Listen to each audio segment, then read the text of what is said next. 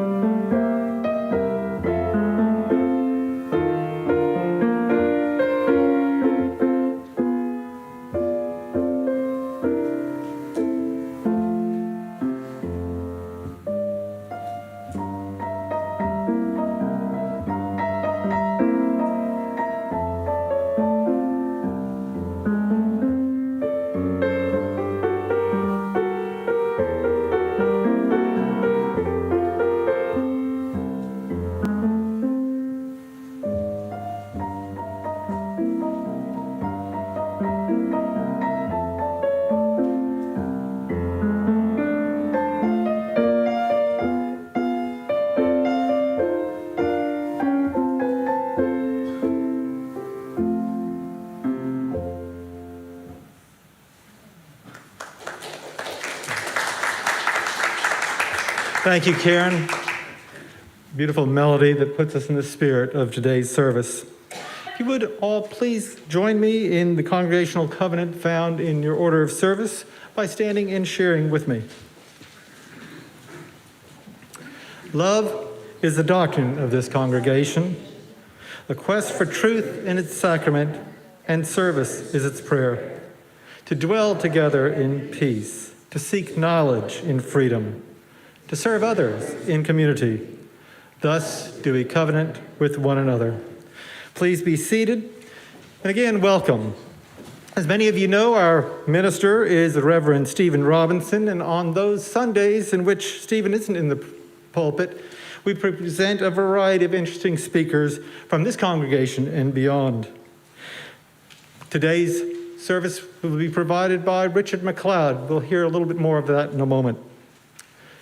Unitarian Universalism is a diverse and non-creedal religion. We are a covenantal religion, which means we don't have to believe the same in order to treat each other the same with respect, equity, dignity, and compassion. For our congregation and community is based on deeds, not creeds. As UUs, we side with love, embracing all people, regardless of their age, color, race, socioeconomic status, physical ability, or religious background. We have been officially designated by the UUA as a welcoming congregation, which means we welcome LGBTQ+ individuals. We also invite all families, especially those with children, to our service. And as mentioned earlier, we do have a variety of activities to keep them busy during the services while we don't have the religious exploration going on. We encourage everyone to wear name tags. Board members wear green name tags so you can identify them and share any of your wise suggestions, comments, or pieces of advice. This time, would members of the board please stand so you may be recognized. Thank you. This time, we'd like to recognize any visitors who are with us today. We do ask that if you would, please consider filling out the form that's in the back of your chair or in the front of your chair. Complete it and include it when the basket comes around so we can go ahead and make connections with you. Richard will go around at this time, and we'd love to go ahead and hear from our visitors. Anybody? Visitors? Okay, no visitors with us today. So you don't have to watch your language as much.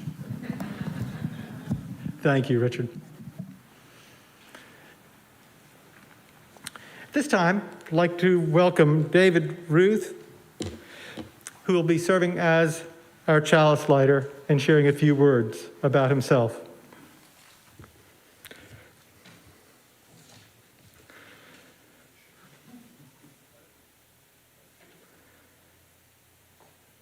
Thank you, David.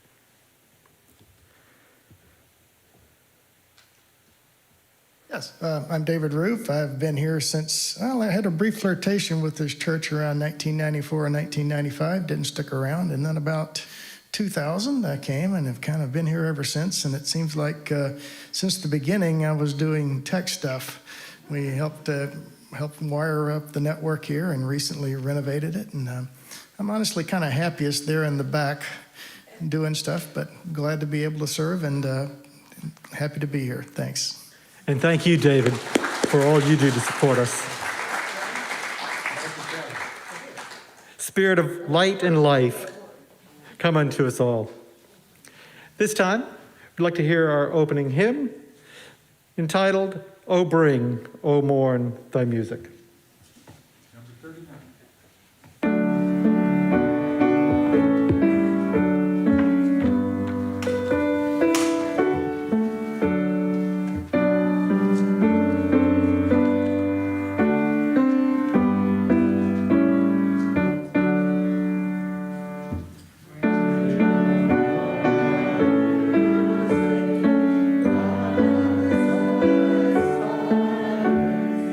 Oh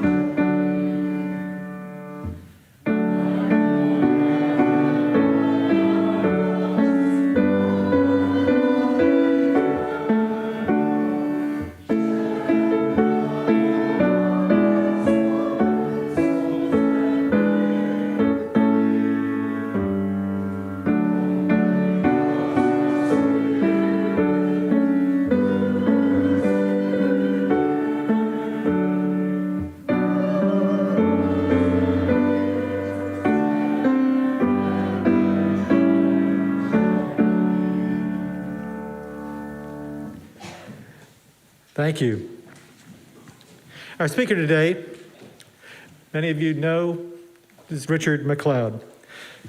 A native Colombian, he's a retired educator, having served as a math teacher, principal, and for many years, an education leader in South Carolina, especially in Lee County. He and his wife, Linda, have been members of this congregation since 2013. When they came, wasn't too much into the service when they said, this is where we need to be. He has served on several committees on board, whether it be the worship committee for many years, as well as personnel committee, and a host of other ways that he's been involved in this congregation. When he received a call that Anna could not serve in today's service, he immediately took up the reins and has provided a service that's very closely aligned with what Anna would have shared. So at this time, I'd like to go ahead and ask Richard to come to the pulpit and share some opening words. Yeah, thank you, Mark. I had this headset mic on. David, I keep dropping it and messing it up, so I'm not going to use it. Okay. But thank you for getting it ready. Anyhow, like Mark said, you were all expecting to see Anna up here today, and it was been announced for a while, so that may be your expectations. But we did let you know at the last minute that she was not feeling well. She's ill, and as far as I know, she's still in Michigan. Anna, if you're watching, we wish you a speedy recovery. What I'm going to be doing today is what I consider as a preface, a prelude to what she might be presenting later on, because we're going to just reschedule this service. So be ready for that.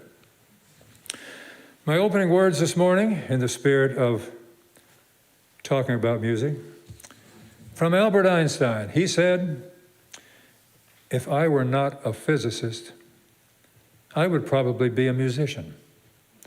I often think in music. I live my daydreams in music. I see my life in terms of music." And I'm not sure I understand how all of that works, but yes, that's him. Now, it's time for a story for all ages.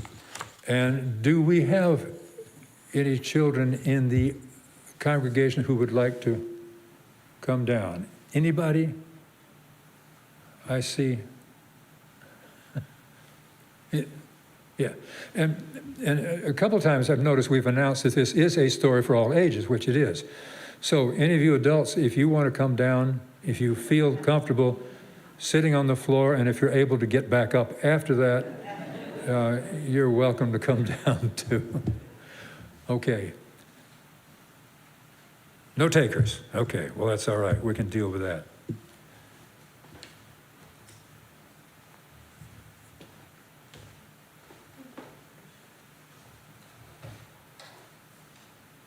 The flowers this morning,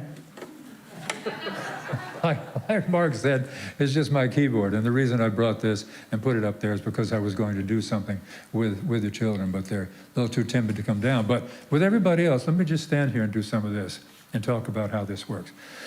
What is this? Children, anybody? What is it? What am I holding up here? Yes, it's called a keyboard. In my generation, we would have said, oh, it's a small piano. But no, it is a keyboard. You're exactly right.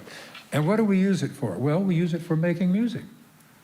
You know, for outlining what we're going to do with music, for just making some sounds that go along with music. Like this little thing, it's on batteries, and if I do... Oh, volume. There we are. The hymn we just sang, you recognize that? Okay, that's what you can play on this. So you can do all kinds of things with it. And when you just play with it when you're younger, you start to get a sense for how much you really like music and how good you are at it because of whatever sounds you might make on it. So, music also has to do with rhythms. And I'm going to do with you what I was going to do with the children, and that is rhythms. I want you to see how well you can follow something I'm going to do. So get your hands out. And I'm going to do this, and you follow. Do that. Okay, pretty good. Another one. Okay, not bad. Now I'm going to get a little bit more complex here.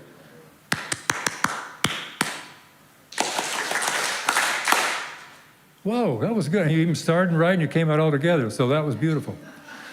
My point is, that's what music does. It has rhythms, and if you get the sense of rhythm and you get the sense of melodies that we played, then you will be good at your music.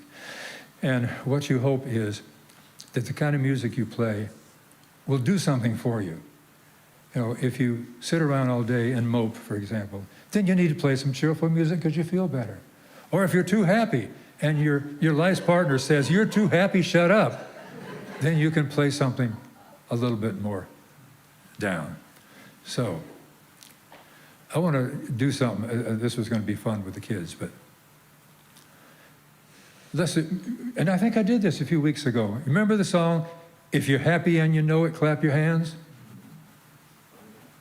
I'm seeing a few heads. Yeah, anyhow, if you're happy and you know it, clap your hands, and you do this. Okay, all right, you got it. Let's do that. That's part of the exercise. 1, 2, 3. If you're happy and you know it, clap your hands. If you're happy and you know it, clap your hands. If you're happy and you know it, then your face will really show it. If you're happy and you know it, clap your hands.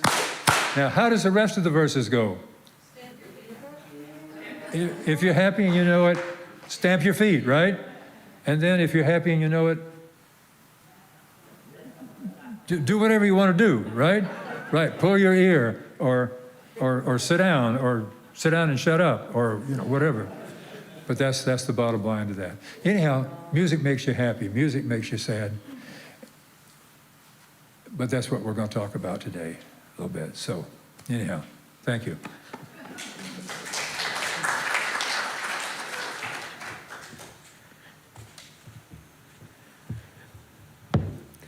Thank you, Richard.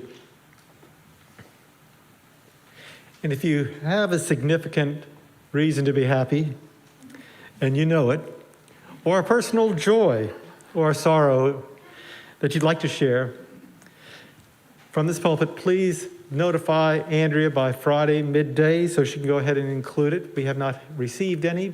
But another option we have is as you come in, there are 7 candles in the foyer in which you may pick up one and use and come forward and share your personal joy or concern or some expression of your happiness.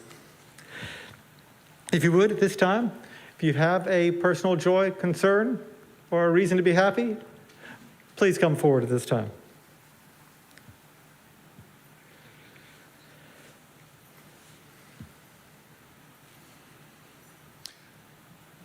I've recently found out that June was supposed to be Men's Mental Health Awareness Month. Now, it's not talked about because men's mental health is something that we don't take seriously, and we really should, because 123 men a day took their own lives, and that's way too many. When I was at my lowest point, I was fortunate enough to have a network of people to, help me heal from the trauma that I went through. And it was hard when I had people. I can't imagine how hard it would be for a man to not have anybody when they're going through the pain. We need to take this seriously. If a man in your life does anything that's out of character, that's a sign that they need help. That's a sign that they're going through something. Approach them and say, "Hey, are you okay? Do you need to talk?" Pull them aside. And if it's a guy friend, invite them out, go bowling, shoot some pool, whatever, to get their mind off that, because that can help a lot, just knowing that there's somebody there that cares. And this is a candle of concern for the men that fight battles that aren't physical and that have wounds that can't be seen.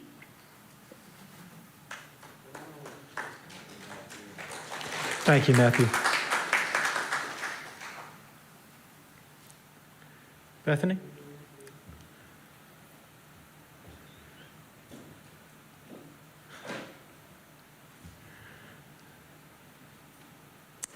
Good morning. I'm Bethany, for those of you who don't know me. And I have my phone number here, just in case after service you want to hear more information, but you can't get to me. Please call me or text me as soon as possible.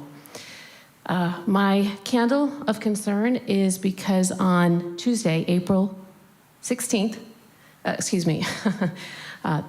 the 16th of this month, the House Judiciary Committee, and on the 17th, that's this Wednesday, the Senate Medical Affairs Committee are meeting to draft legislation to further restrict abortions. The rippling effects of this are, number one, people in South Carolina that are currently, right now, experiencing ectopic pregnancies, and people who are miscarrying right now are being turned away for care from South Carolina doctors because they fear that this will result in a felony. The felony charge means they will lose their license to practice. They will serve 2 years of jail time and hit with $10,000 of fines. The second thing that comes to my mind is that when people with a uterus become nothing more than vectors, not human beings, do you think our legislature is going to stop there? I can assure you that marriage equality will go away, as will LGBTQ plus rights, and so on and so forth. Now, I've seen many contingencies at the many protests that I've been at.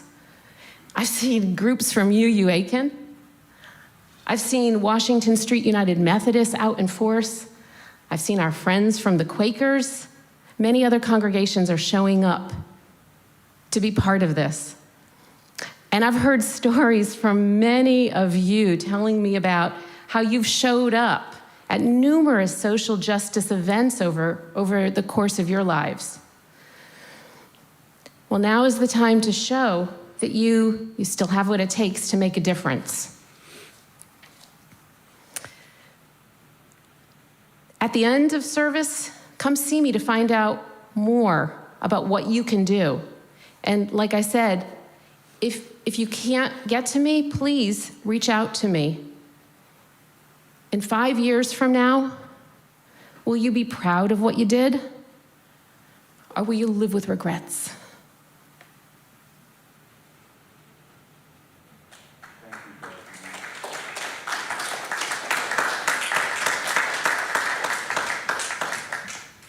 Thank you, Bethany. With that, I'd like to light one final candle for those joys and concerns too close to our hearts to be shared at this time.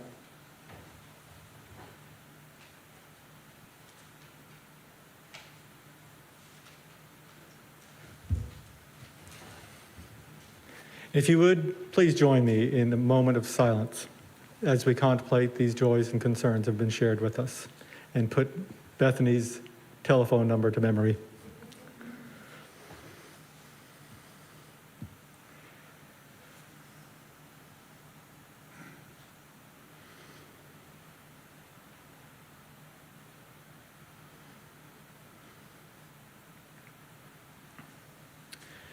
Thank you. As all of you know, every Sunday, half of our cash collection goes to a particular nonprofit in the area that is dedicated to making a difference in our community. This month, we provide to Palmetto Place. Last week, we had an opportunity to hear from Courtney Tidwell. And if you are sharing a check, please include in the memo line the words "share the plate." This time, would the ushers please come down for this morning's offering?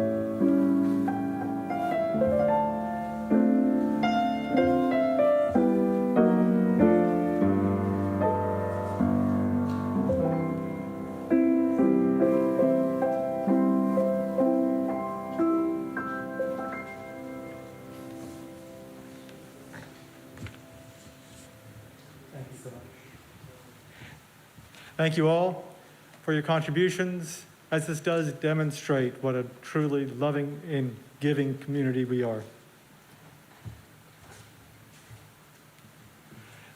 This time, I'd like to welcome Richard McLeod to the podium.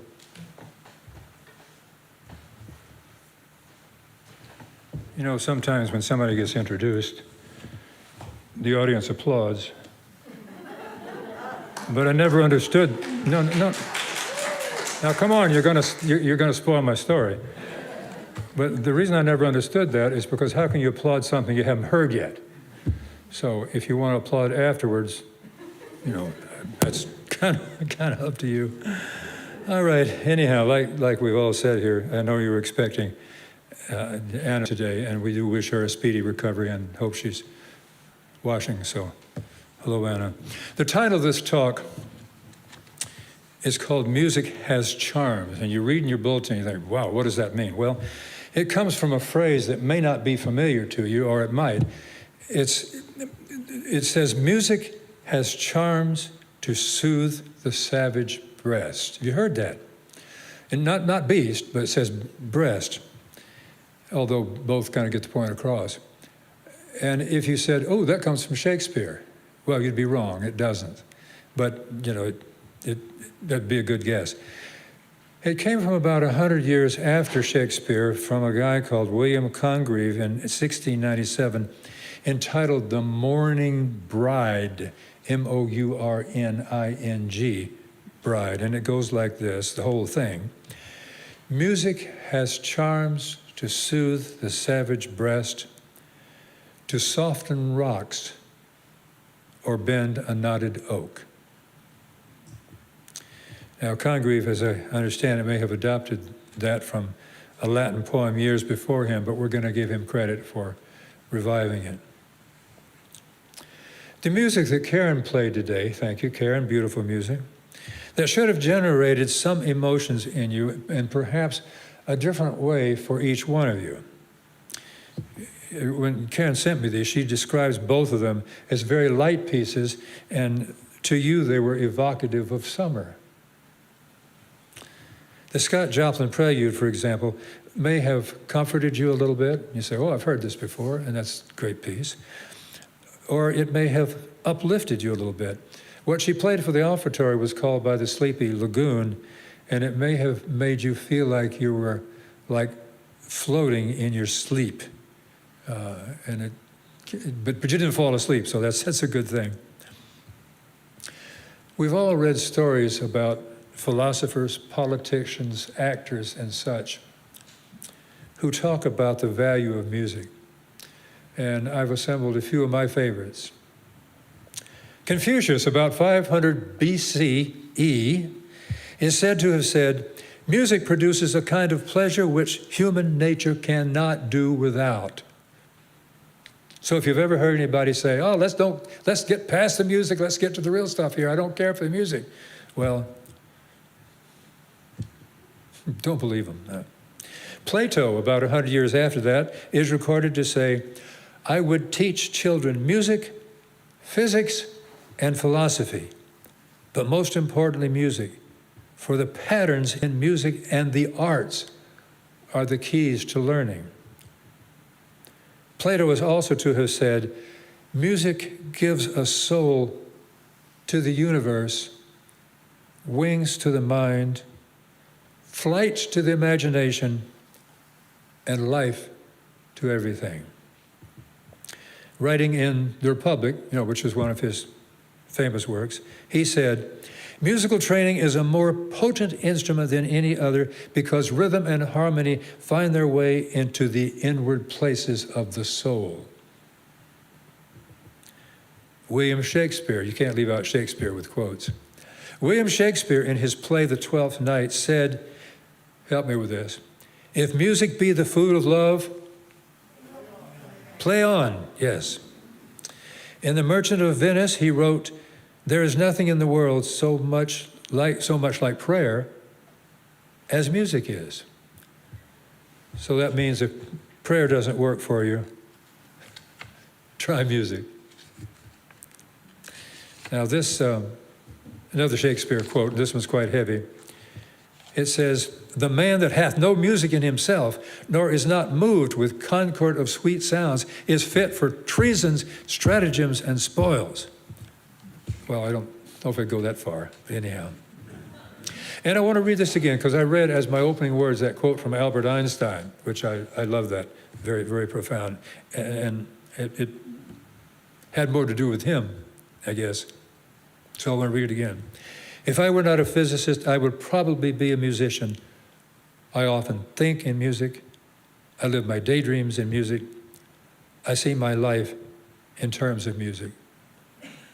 Some of you, for example, can think in languages other than English. So try to imagine if you would think, if you would visualize things in music. I'm not totally certain what all that means, but he said it. A couple more. Friedrich Nietzsche, remember, he was the guy who said that morality is really not good for you, and he called for the end of religion. He said, without music, life would be a mistake. Now, we can debate whether that quote was incongruous with his philosophies, but Tolstoy said, music is the shorthand of emotion. Kurt Vonnegut, the American writer, and I love this one, he said, virtually every writer I know would rather be a musician. I like that. I never heard anybody say, every musician I know would rather be a writer, so same way. And last quote from American psychologist William James, I love this one too. I don't sing because I'm happy because I sing. I don't sing because I'm happy because I sing. My connection today to this topic of music and why I feel qualified to talk about it is that in addition to the fact that I love to listen to music, I play piano a little. I'm not the greatest, I'm not the worst. In my retirement, I actually labeled myself as a musician. Hey, what do you do now? Oh, I'm a musician. And so let me tell you a little bit more of my story. At age 8, I lived with my grandmother and my Aunt Louise out on North Main Street, just north of where Interstate 20 cuts through. Now, they insisted that I take piano lessons since they knew that everybody in their generations had musical talent, and they hoped that I would inherit some. So they gave me piano lessons, 2 years, from Mrs. Smith, who coincidentally lived just a few blocks from this church, which means geographically I've kind of come full circle, I guess. And they made me practice, my aunt, my grandmother. There were times when my grandmother sat on a bench beside me and would not let me go outside and play baseball with the guys until I'd finished my practicing, to her satisfaction. So, and in 2 of my high school years, I actually took organ lessons. And then my first plan in college was to major in organ performance. Well, I got through the first year and I retained that ambition, but only for that first year, until I learned how much practice I was expected to do. A couple of times during the year, my major professor would say, how many hours did you practice last week? And I expected him to say, how many minutes did you practice last week? Well, it was then that I learned that I just really didn't have the dedication or the time to take care of that. So I changed majors a few times. And then the rest of music is kind of my history, I guess. But I ended up as a math teacher, which is kind of music anyhow, but that's another story. I was a math teacher, I was a public school principal, and now I am an 18-year retiree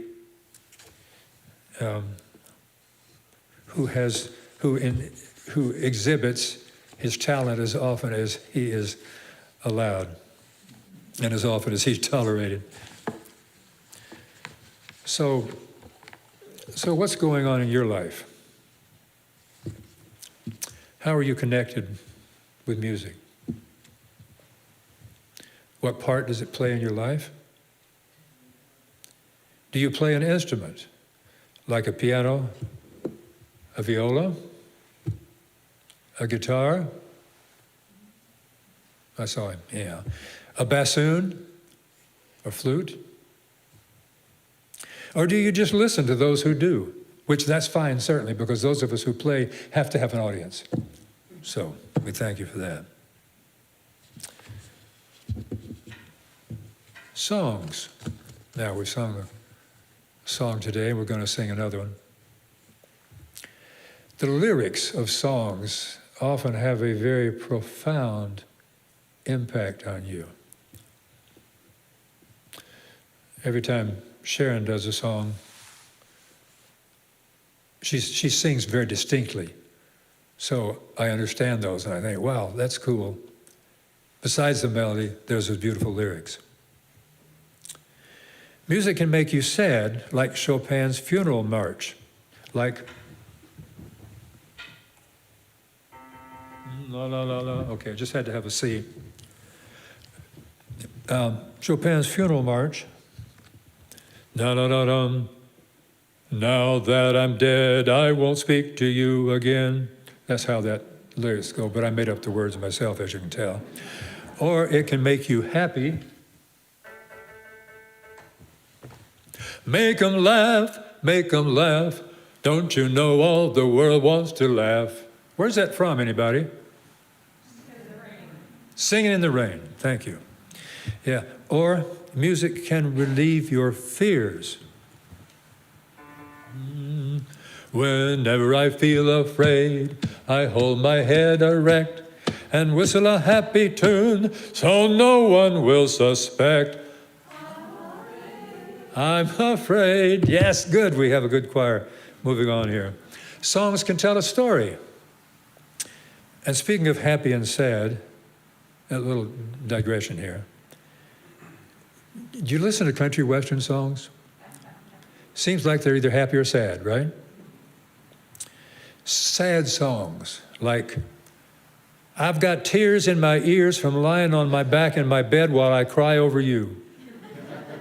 That's a real song. Or happy songs like Tim McGraw's, I like it, I love it. Or Donna Fargo's, I'm the happiest girl in the whole USA. Some of these will sound familiar to you.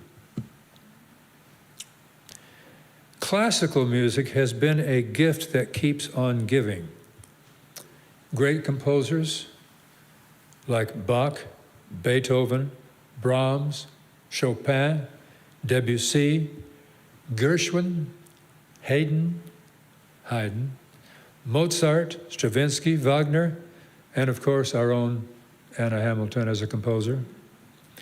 They're all familiar to us, and their music has played such an enjoyable time, up in times, and inspiration to us.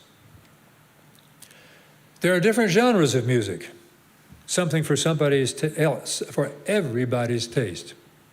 There's rock, pop, hip hop, jazz, rhythm and blues, and variations of each. So whatever type of music you like, it's personal and it's fine. Don't ever let anybody tell you, jazz, how in the world could you like that? Or rap, how could you like that? Well, doesn't matter. If you like it, it's good. And if it means something to you, does something for you, happy or sad, fear, emotions, that's good. Hang on to it.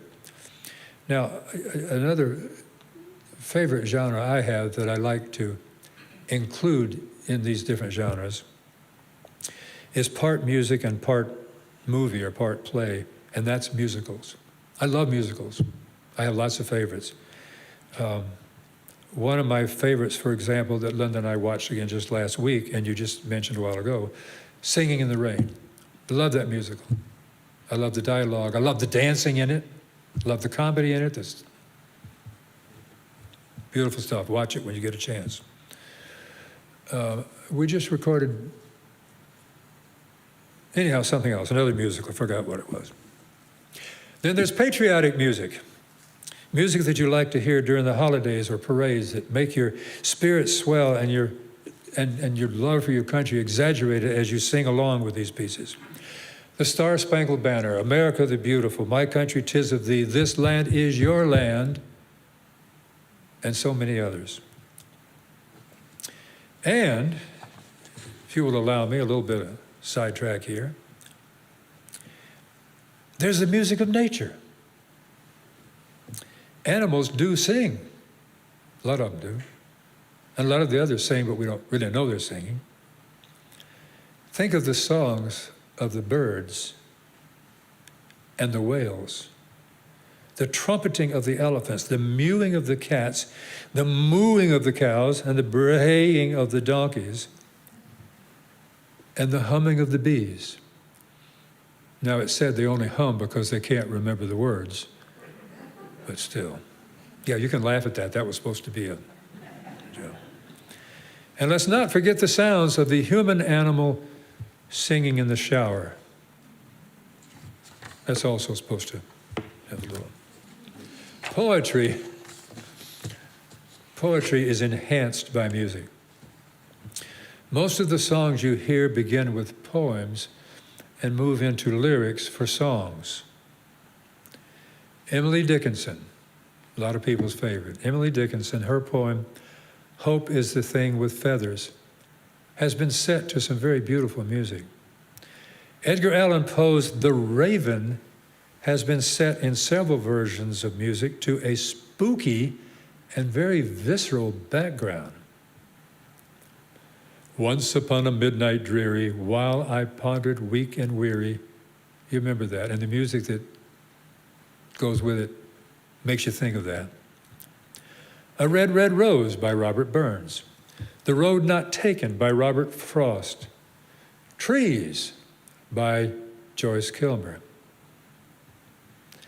And think about how these familiar poems would heighten their appeal when set to music. Music can be therapy for physical and emotional problems. A music therapist works with individuals and teams in a clinical setting using musical activities to help patients' emotional, physical, cognitive, and social well-being. Let me give you a very poignant example, which a lot of you will remember. On January the 8th, 2011, U.S. Representative Gabby Giffords was shot during a constituent meeting held in a supermarket parking lot in Arizona. A bullet entered the left side of her brain and knocked out the area that was the speech center of that brain. During her prolonged speech therapy, she struggled to produce some of the most basic words. And as she grew more and more frustrated, more and more devastated, she broke down into tears, sobbing wordlessly into the arms of her therapist. And after a few moments, her therapist tries a new approach. They start singing together. And Gabby starts to sing through her tears. And you can hear her clearly able to enunciate the words to a song that describes the way she wants to feel. And she sings, "Let it shine, let it shine, let it shine." You remember that story, Rebecca? Anyhow, this is an example of how the beauty of music can speak when words fail.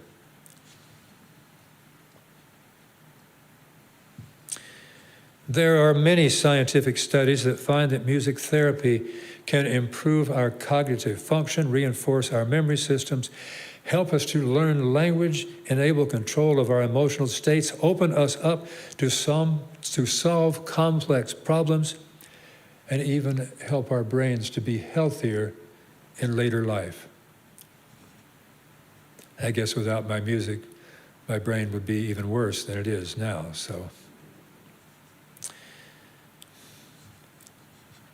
So if you would like to be a music performer, or if you have an ear, or if you have a talent, That's the way you'll go. And a lot of you are. You're going that way. I have several stories I could tell about people who said, I don't have an ear for music. I don't do it. I can't do it. It's not my thing. Now, I can't work miracles all the time, but there were several people like that who I convinced them, yes, they could carry a tune. They could sing. They could be appreciated by other people and tolerated by other people if they're singing. So this happened several times. Morgan, you may have seen that in some people. It happens. You don't think you can sing. You don't think you can carry a tune. I tried that with my grandson yesterday. No, sorry, my great-grandson yesterday, and he kind of disappointed me, but maybe there's time. So,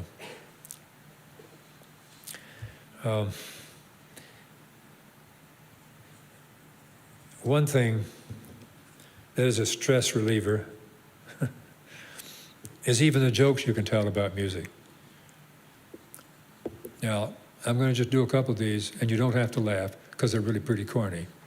Anyhow, jokes related to music. Fishermen are good at singing because they know how to carry a tuna. Well, mostly groans. That's okay. Chickens are welcome in a band because they have drumsticks. Yes. Another groan. I'm not getting any better here. What's green and sings? Elvis Parsley.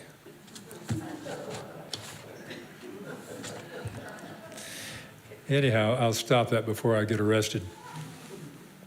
So what do you want to take from this? I want you to take from this that life would be dull and unfulfilled without music. Music can help adjust your moods, lower your stress level, and improve your overall health. It can help you sleep better, reduce your periods of depression, and strengthen your learning and memory. It's the world's most common language, one that we all speak. So keep making music, keep listening to it, keep appreciating and enjoying it. As a member of this congregation, I want you to feel the peace and community you have when you listen to preludes, offertories, meditations. I want you to feel the connectivity you have with each other when you sing the hymns together.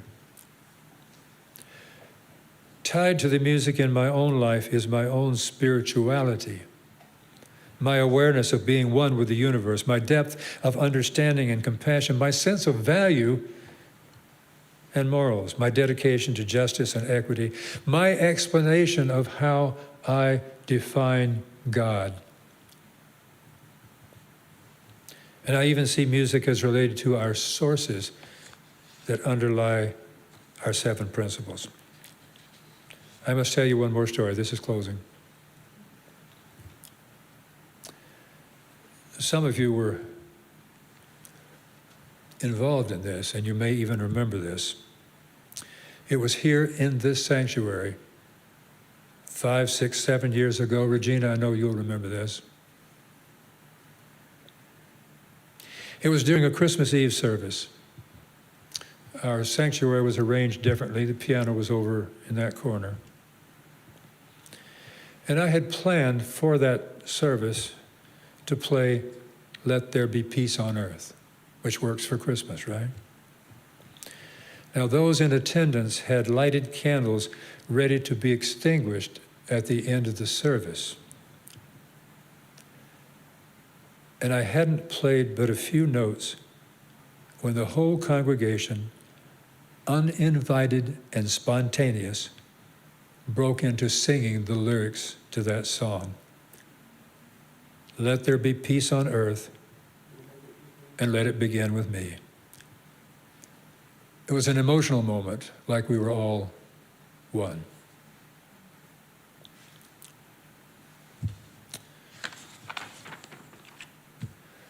Live long and prosper, go in love, go in peace. Amen.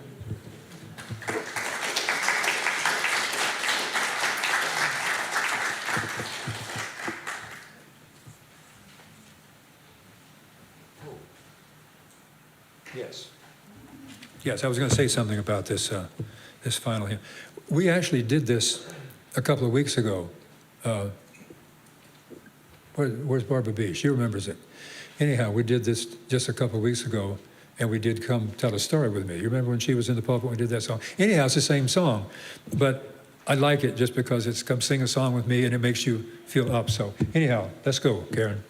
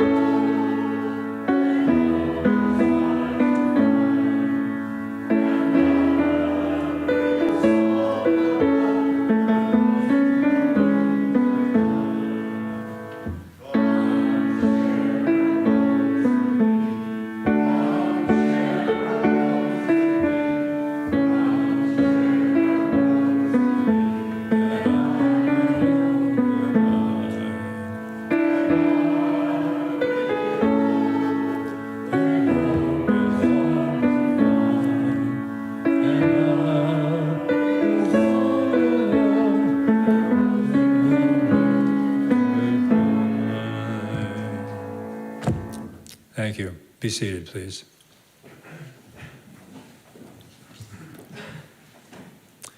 My closing words, you heard me do a lot of quotations from famous musicians and elsewhere. Here's one that I love. It's short, but these will be my closing words. From Jimi Hendrix. Yay, Jimi Hendrix. Jimi Hendrix said, "Music is my religion." Yay! Go, Jimmy. Okay, thank you. Thank you, Richard. And as we conclude this service, we will go ahead and extinguish the chalice. And let us be mindful that let that light remain in our heart, and let that light guide us on our journey as we continue with this week. And be mindful the power of music and its power to lift us, to move us, and to inspire us. So thank you. Let us hear our congregational benediction.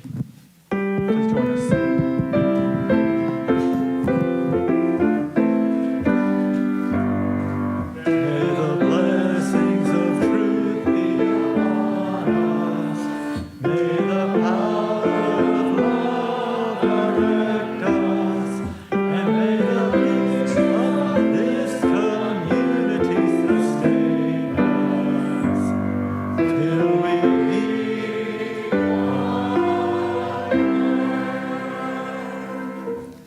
Thank you, Richard, and thank you all for being here.